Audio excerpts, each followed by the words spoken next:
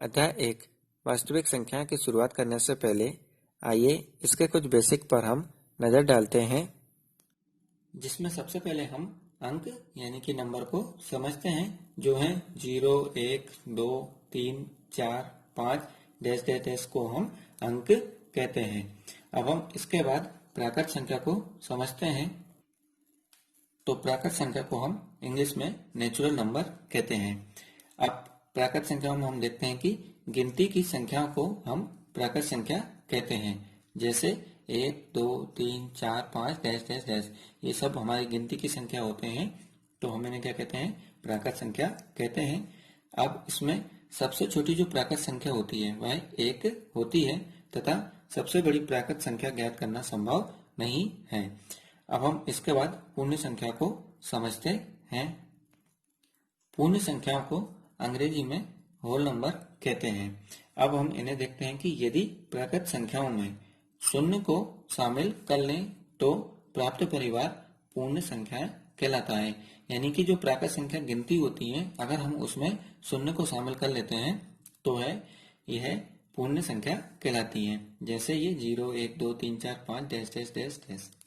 अब हम इसमें भी देखते हैं कि सबसे छोटी जो पूर्ण संख्या है वह हमारी 0 होती है तथा सबसे बड़ी पूर्ण संख्या ज्ञात करना संभव नहीं है।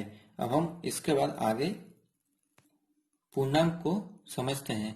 तो पूर्णांक को इंग्लिश में हम इंटीजर्स कहते हैं। अब हम इसमें देखते हैं कि शून्य, धनात्मक व ऋणात्मक संख्याएं इसमें शामिल होती हैं। तो इनमें क्या होता है कि शून्य, धनात्मक व ऋणात्मक संख्याएं इनमें शामिल होती हैं। यहाँ पर हम देखते हैं कि ऋणात्मक संख्या कौन कौन सी है कि -5, -4, -3, -2, 1, फिर ये शून्य आ गया है और इधर ये धनात्मक संख्या 1, 2, 3, 4, 5 डैश डैश डैश। तो पूर्णांक के अंदर जो है वो सभी ऋणात्मक व सभी धनात्मक और शून्य, इनमें सारी संख्याएं ये शामिल होती हैं। अब हम इसके बाद इसके आगे अभाज्य संख्या को समझते हैं। तो अभाज्य संख्या यानी कि प्राइम नंबर्स वैसी संख्याएं जो एक के अतिरिक्त केवल अपने आप से विभाजित होती हैं, जैसे 2, 3, 5, 7, 11। ये सभी संख्या केवल एक से और स्वयं से ही कटती हैं। सबसे छोटी जो अभाज्य संख्या है वह 2 होती है तथा 1 से 100 तक ये 25 होती हैं, जो ये लिखी हुई हैं।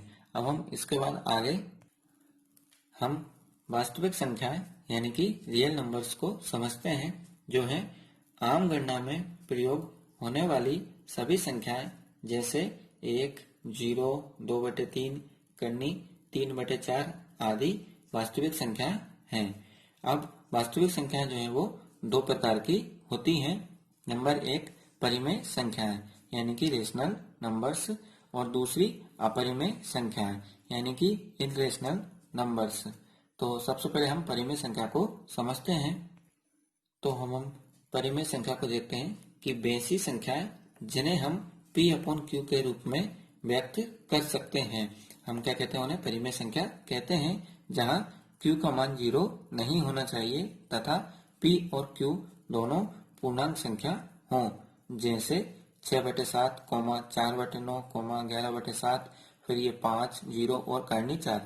अब करनी 4, तो करनी 4 का मान कितना होता है? 2, तो इसलिए ये परिमेय संख्या होती है। और पूर्णांक, प्राकृत संख्या, पूर्ण संख्या, ये परिमेय संख्याएं होती हैं। अब हम इसके बाद अपरिमेय संख्याओं को समझते हैं। अपरिमेय संख्याएं यानी कि इरेशनल नंबर वैसी संख्याएं जिन्हें हम P/Q के रूप में व्यक्त नहीं कर सकते हैं या जिनका वर्गमूल ठीक ठीक नहीं निकाला जा सकता है, जैसे करनी 2, तो करनी 2 का मान निकलता नहीं है, इसलिए ये अपरिमेय संख्या है। ठीक इसी प्रकार से करनी 3 और करनी 5 आदि। अब हम यहाँ पर देखते हैं कि पाई जो है एक अपरिमेय संख्या होती है, लेकिन पाई का जो मान होता है वह होता है 22/7, जो कि एक परिमेय संख्या होती है। तो हमें ये ध्यान रखना है हमेशा कि पाई तो अपरिमेय संख्या होती है, लेकिन पाई का जो मान होता है 22/7 वह परिमेय संख्या होती है। अब हम इसके बाद आगे अवास्तविक संख्या यानी कि इमेजिनरी नंबर को समझते हैं, जो है यदि किसी संख्या का वर्ग एक ऋणात्मक संख्या हो तो वैसी संख्याएं अवास्तविक कहलाती हैं। तो क्या होती है अवास्तविक संख्या? कि यदि किसी संख्या का वर्ग एक ऋणात्मक संख्या हो तो वैसी संख्याएं अवास्तविक कहलाती हैं। जैसे करनी के अंदर ये -1, फिर करनी के अंदर ये -4 और करनी के अंदर ये -3/4 आदि, ये सब इसी के उदाहरण हैं। अब हम आगे लघुत्तम समावर्त यानी कि लीस्ट कॉमन मल्टीप्लाई LCM को समझते हैं, जो है दो या दो से अधिक संख्याओं का लघुत्तम समावर्त वह छोटी से छोटी संख्या है जो दी गई प्रत्येक संख्या से पूर्णतः विभाज्य हो। अब हम इसके लिए 4, 6 और 8 का लघुत्तम समावर्त यानी कि LCM निकालना सीखते हैं कि इसका हम मान कैसे निकालते हैं। तो इनके लिए हम देखते हैं कि वह छोटी से छोटी संख्या जो प्रत्येक संख्या से पूर्णतः विभाज्य हो। तो इसके लिए अब हम क्या करते हैं कि सबसे पहले तो तीनों संख्या को लिख लेते हैं कि 4, 6 और 8, और अब हम छोटी संख्या, तो छोटी संख्या हम 2 से क्या करते हैं, तीनों में भाग देते हैं। तो ये हो जाएगा 2 दूनी 4, 2 तिया 6, ये 2 चौको 8। फिर छोटी संख्या 2, तो ये 2 एकम 2, ये 3 हमारे वैसे वैसे, ये 2 दूनी 4। फिर अब हम आगे 2 से ही पुनः भाग देते हैं, तो ये 1 वैसे वैसे, ये 3 वैसे वैसे ही, और ये 2 एकम 2।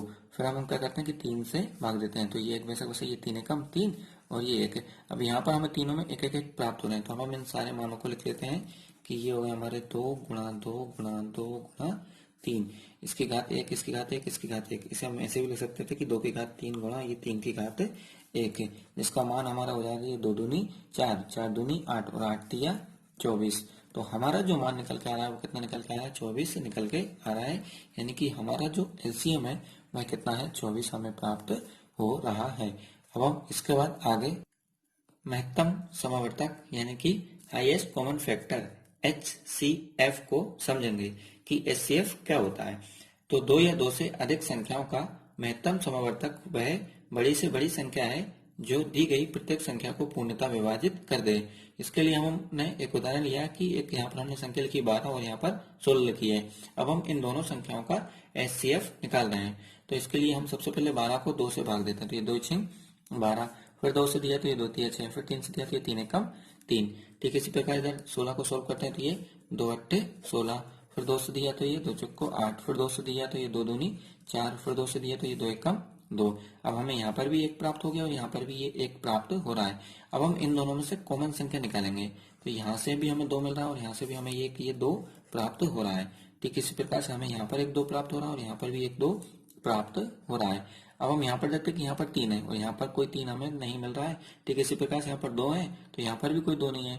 तो हमारी जो कॉमन संख्या निकल के आएंगी वो यही दोनों निकल के आ रही हैं, और जिनका हम आपस में गुणा करेंगे तो ये हो जाएगा 2 दूनी 4, और यही 4 हमारा क्या कहलाएगा, आंसर कहलाएगा।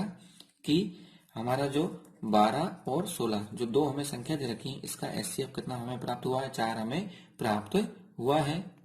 अतः 12, 16 का HCF बराबर 4 हमें प्राप्त हुआ है।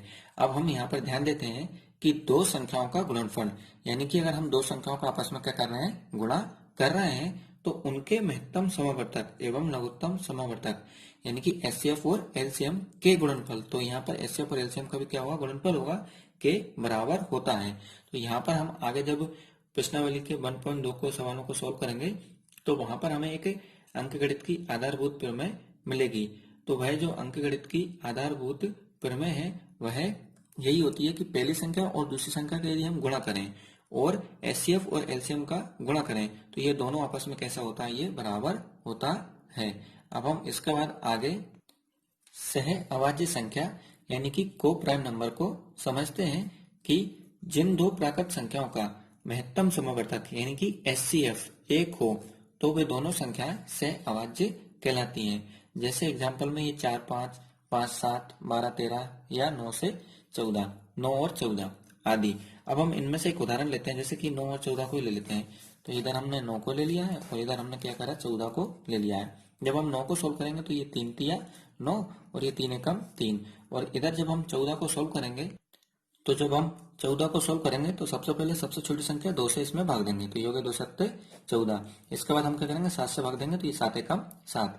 अब हम यहाँ पर देखते हैं कि यहाँ पर 2 है और यहाँ पर हमें 2 प्राप्त नहीं हो रहा है। ठीक इसी प्रकार यहाँ 7 है तो यहाँ पर भी हमें ये 7 प्राप्त नहीं हो रहा है, और इधर 3 है तो इधर यहाँ कहीं पर भी हमें 3 प्राप्त नहीं हो रहा है। तो यानी कि इन दोनों के बीच में जो HCF हमें प्राप्त हो रहा है वो केवल एक ही प्राप्त होगा। क्यों? क्योंकि जब यहाँ पर कोई भी संख्या आपस में नहीं मिलेगी तो हमें जो है ओवेनेस्ट यानी कि कॉमन केवल एक ही प्राप्त होगा और यही हमारा जो है आंसर